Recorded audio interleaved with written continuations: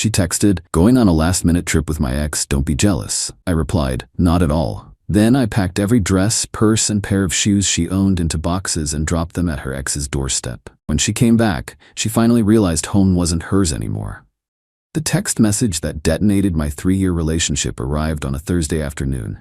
It was a masterpiece of passive-aggressive audacity, a perfectly crafted little grenade of disrespect. I was in my workshop, sanding down a piece of reclaimed oak covered in sawdust. My phone buzzed on the workbench. It was from my girlfriend, Amelia. It read, "Going on a last-minute trip with my ex, don't be jealous." I just stared at it, not with anger, not with shock, but with a strange, sudden sense of calm. It was the final data point in a long equation that just wasn't adding up. Her ex, a guy named Julian, was a trust fund kid she dated in college. He was her permanent what if, the ghost she kept on a leash, texting him whenever she was bored or wanted to feel desired. I knew they were friends, but this was a new level of brazen. The "don't be jealous" part was the real work of art. It wasn't a request, it was a command. It was designed to put me in an impossible position. If I got angry, I was the jealous, controlling boyfriend. If I said nothing, I was a doormat who was fine with her running off with another man. She thought she had me checkmated. I wiped the sawdust from my hands, picked up the phone, and typed my reply. "Not at all." Then I added one more message. "Have a great time." I put the phone down, turned on my sander, and went back to work. The low hum of the tool was the only sound in the workshop, but in my head, the gears were turning with perfect, silent precision. She thought this was a test of my confidence, a little power play to keep me on my toes. She had no idea it was a final exam, and she had just failed with flying colors. She was going on a trip with her ex. Fine. I was just going to make sure she had everything she needed to stay there. Permanently. Update 1. It's been 72 hours since Amelia left for her last-minute trip. For her, it's probably been a whirlwind of cocktails and reminiscing with her backup plan. For me, it's been a project. And like any project I take on, I approached it with a plan, the right tools, and a focus on a clean, professional finish. After our text exchange, I didn't hear from her again. No flight details, no miss you texts, just silence. That was all the confirmation I needed. The moment I finished work on Thursday, I went back to the house, my house, and started phase 1. The first thing I did was pack, not for me, for her.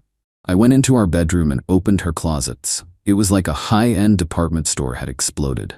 The sheer volume of stuff was insane. Designer dresses, hundreds of pairs of shoes, a collection of handbags that probably cost more than my first car. For 3 years, I had subsidized this lifestyle. I'm a carpenter. I own my own custom furniture business. I do very well, but I'm a simple guy. I thought I was providing for a partner. I realized now I had been funding a contestant in a game I wasn't even playing. I didn't just throw her stuff in trash bags. That's what an angry, emotional man would do. I'm not that man.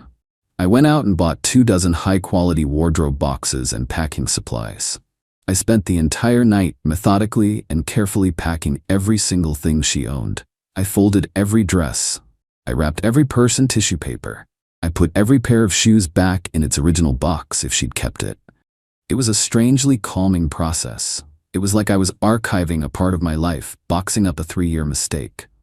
By Friday morning, her entire existence in my house was contained in 28 neatly labeled boxes stacked in my living room. Her half of the closet was empty. Her bathroom counter was clear. The dozens of photos of us that she'd insisted on putting everywhere were taken down and packed in a box labeled miscellaneous. The next step was logistics. Where was Julian, the ex, living these days? I had a pretty good idea. A few months ago, she had accidentally left a birthday card for him on the kitchen counter. It was addressed to a fancy new high-rise building downtown. A quick search of public property records confirmed he owned a condo on the 34th floor. Easy enough. On Friday afternoon, I rented a small moving van. I loaded all 28 boxes myself. Then I drove downtown to Julian's building. I parked in the loading zone and started unloading. The doorman, a guy in a crisp uniform, tried to stop me. "Can I help you, sir? All deliveries have to be scheduled." I gave him my most sincere, apologetic smile. "I am so sorry to do this to you," I said, pulling a $100 bill from my wallet and handing it to him. My friend Julian's girlfriend Amelia is surprising him. He's out of town with her right now, and she wanted all of her things moved into his place as a romantic gesture before they got back. A bit of a move-in surprise. The doorman looked at the 100, then at me. He was probably used to the weird, impulsive drama of the rich. He just sighed and pointed me to the service elevator. 34B. Don't make a mess. I spent the next hour hauling 28 boxes of a woman's entire life up to the 34th floor. I stacked them neatly and compactly right in front of Julian's front door. It was a beautiful, imposing wall of cardboard, a monument to bad decisions. On the very top box, I taped an envelope. Inside was a simple, typed note.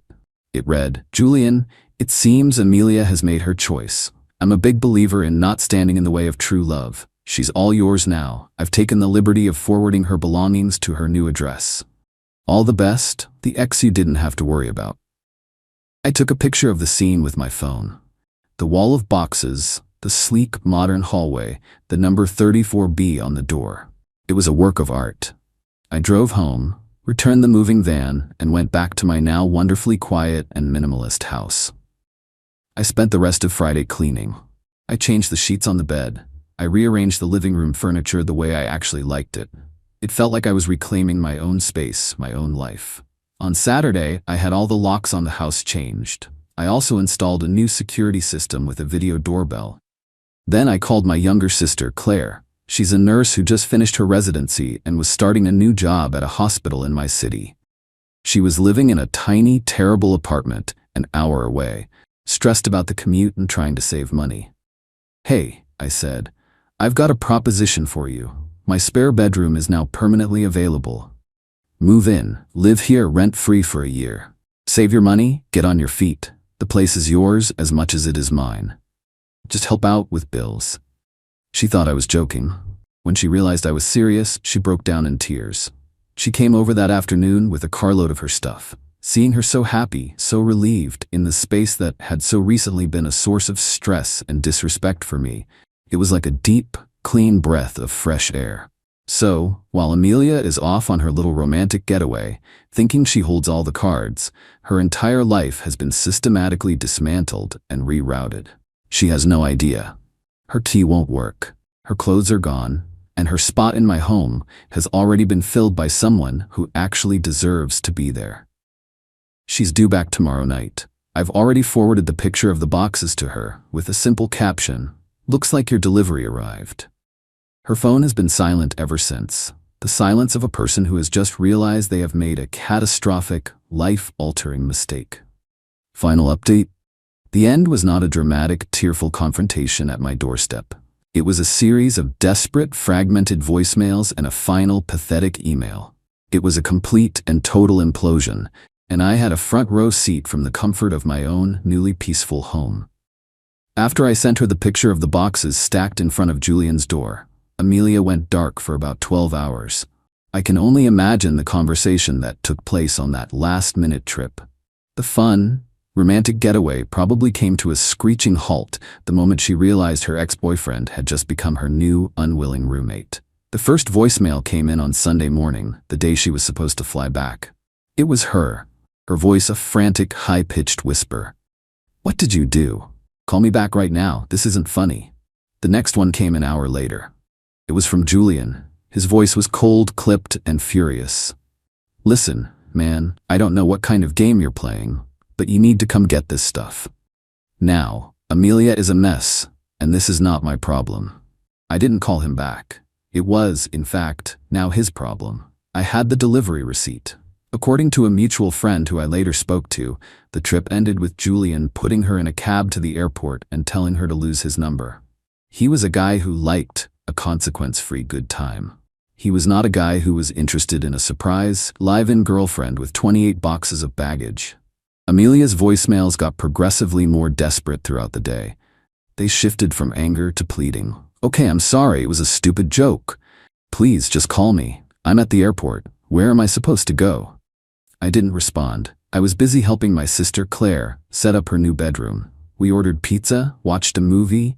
It was the most relaxed I had felt in years. Amelia got back into town late on Sunday night.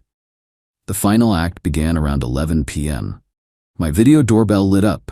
It was her, standing on my porch, trying her key in the new lock. I watched on my phone as her confusion turned to panic.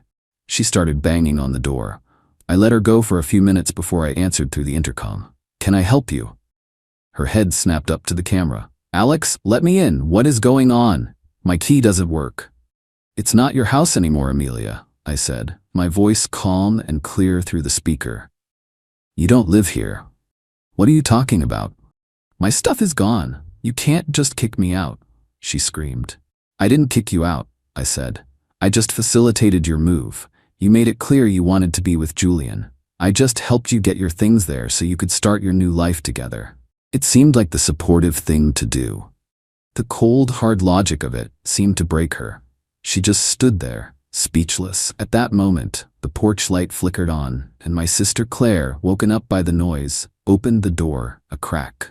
She was wearing pajamas and looked confused. "Is everything okay out here?" she asked. Amelia just stared at her, a pretty, kind-faced young woman standing in the doorway of her house. She wasn't a romantic rival, but she was something worse. She was my family. She was proof that the space Amelia had occupied in my life wasn't just empty. It had been filled by someone who genuinely belonged there. The replacement was already in place. Claire, not knowing who Amelia was, just gave her a small, confused wave and closed the door. That was the final blow. Amelia didn't yell anymore, she just crumpled. She sat down on my porch steps and started sobbing. Not angry tears, the broken, hopeless tears of someone who has lost everything and knows it's their own damn fault. I watched for a minute, and I felt nothing. No pity, no satisfaction. Just closure. She eventually left. The next morning I got a long, rambling email. It was a pathetic mix of apologies, accusations, and begging. She said she had nowhere to go, that her friends wouldn't take her in, that she was staying at a cheap motel. She asked if she could just come back, just until she got on her feet. She promised she would change. I replied with a single sentence. "Your choices are not my responsibility anymore." Then I created a filter to send all of her future emails directly to the trash. I blocked her number. I erased her from my life as completely as I had erased her from my house. My life is quiet now. My sister is thriving in her new job. The house feels like a home, not a showroom. I've been spending more time in my workshop, building things that are solid and real and meant to last. Amelia wanted to test the boundaries of our relationship. She wanted to see how far she could push me. She found out. She flew 1,000 miles to be with her ex, only to find out he didn't want her. And she came back 1,000 miles, only to find out I didn't want her either. She's exactly where she wanted to be.